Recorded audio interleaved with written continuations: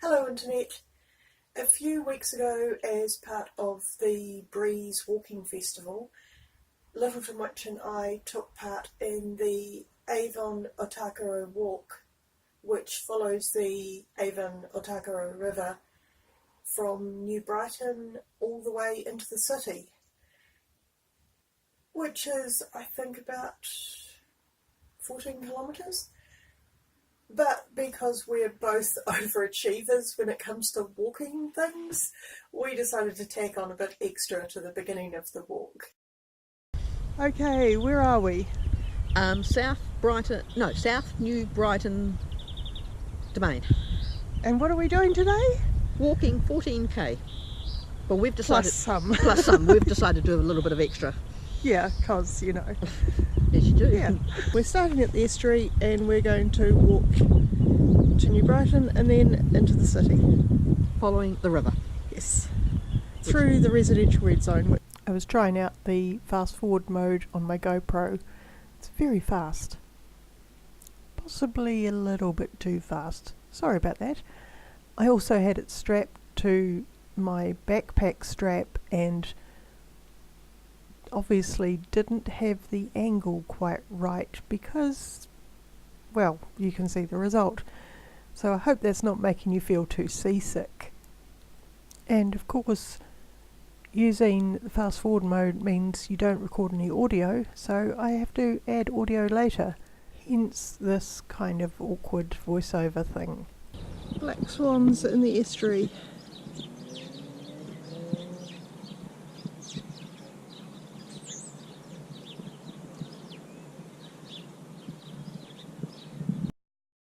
Yeah, looking at how much fast forward footage I recorded, there's no way I'm going to talk over all of this, so I think let's drop the talking and just have some nice music.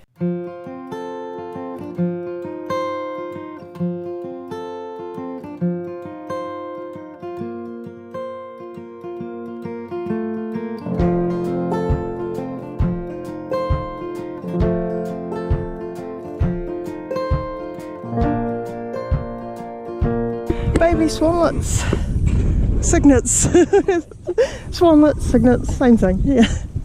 Babies. Yeah, small swans. Cool. That is I don't know if I've ever actually seen cygnets before, like... not that size. No. Yeah. I've seen teenage ones, but not that size. Whoa! You're a big dog who makes a lot of noise. Hello? How are you?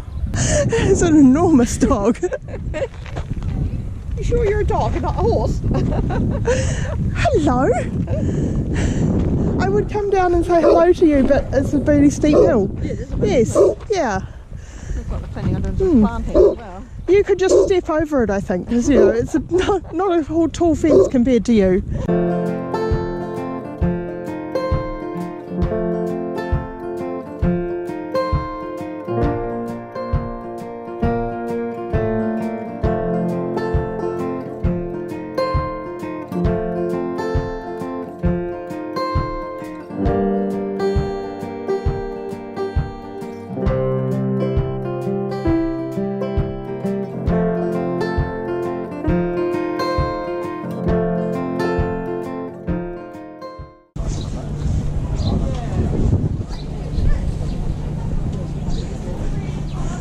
You could always just check out some of the... Yeah.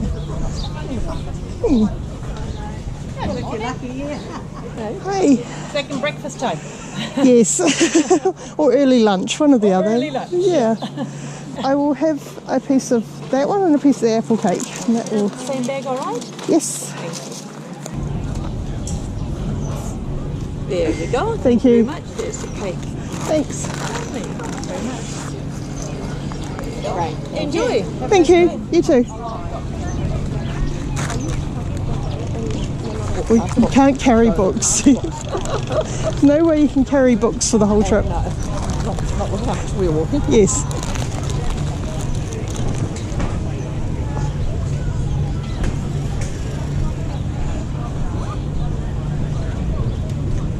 Oh, now there's chocolate brownies. Why did I buy cake at the first cake stall?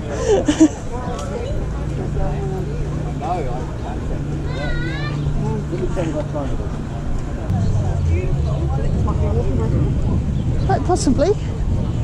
They look energetic and enthusiastic.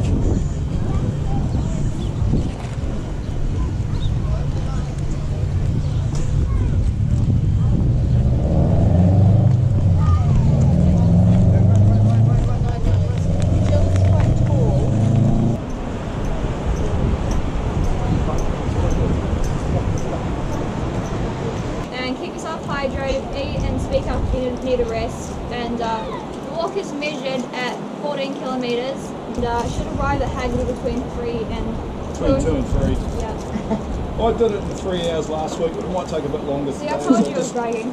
Just let us know if you need a rest. Just to speak up.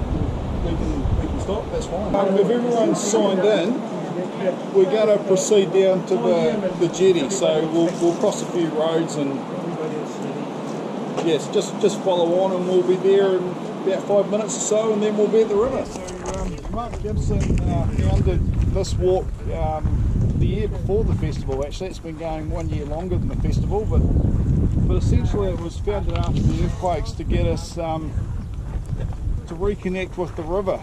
So this is our chance to sort of reconnect the river, and some of you will have joined us last year during Walk for the Planet. Yep. And because that became the feature film 7 Rivers Walking. So, but that was essentially inspired by this walk.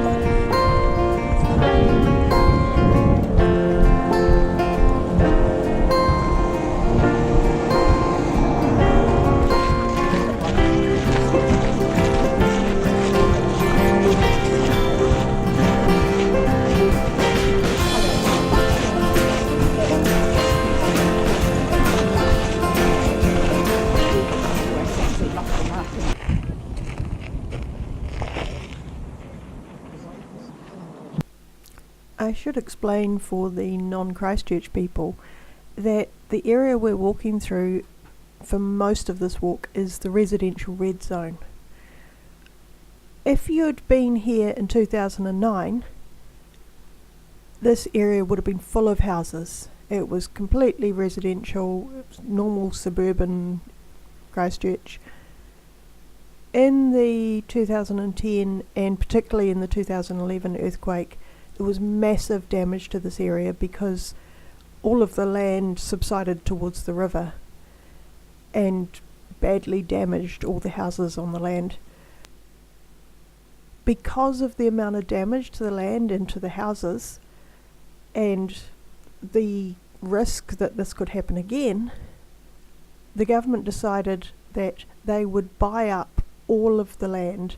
So they paid out everyone, bought out their houses and land, and basically evacuated several suburbs. And we're not talking a small area of land here.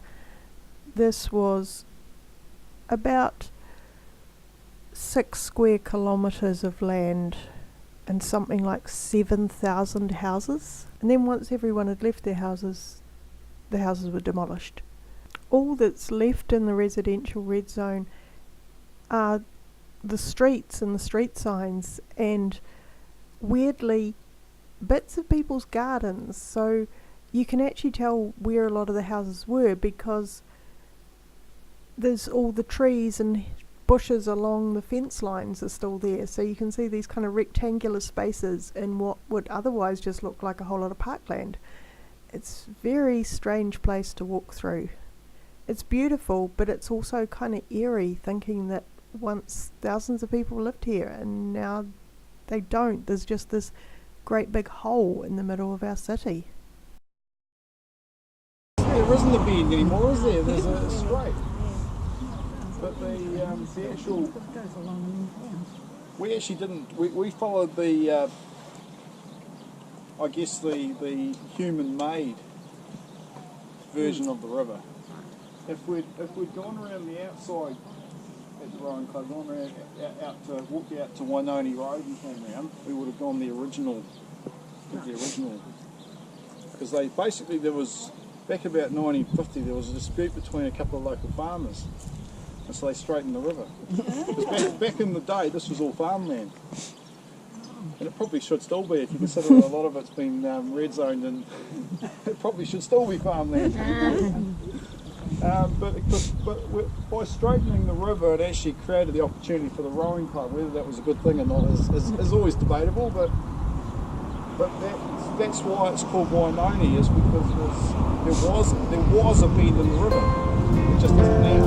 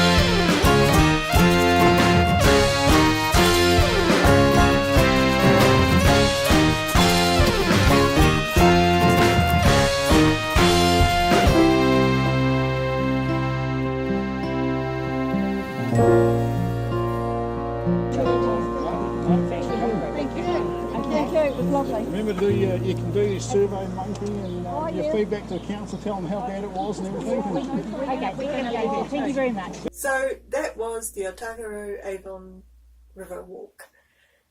14 kilometres plus probably another 5 or so that Lytteltonwitch and I did beforehand. Really nice walk along a beautiful river and a great way to see some of the east of Christchurch, which is an area I don't usually spend much time in.